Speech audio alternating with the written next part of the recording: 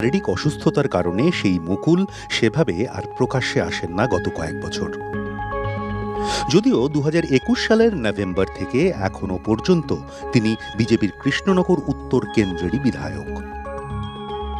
নির্বাচনের মরশুমে এহেন মুকুলের খোঁজে কাঁচরাপাড়া পৌঁছল আনন্দবাজার অনলাইন।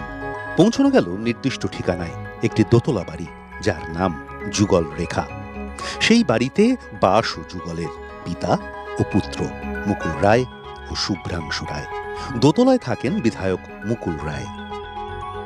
একদা মমতা বন্দ্যোপাধ্যায়ের বিশ্বস্ত সৈনিক, তৃণমূলের অন্যতম স্ট্র্যাটেজিস্টের প্রসঙ্গে ফের মনে পড়ে যায় গুগলের সেই প্রশ্নটা, মুকুল রায়ের কি হয়েছে? ভোট যুদ্ধের বাজারে কেমন আছেন তিনি?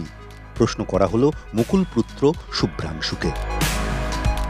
বাবা শারীরিকভাবে অসুস্থ।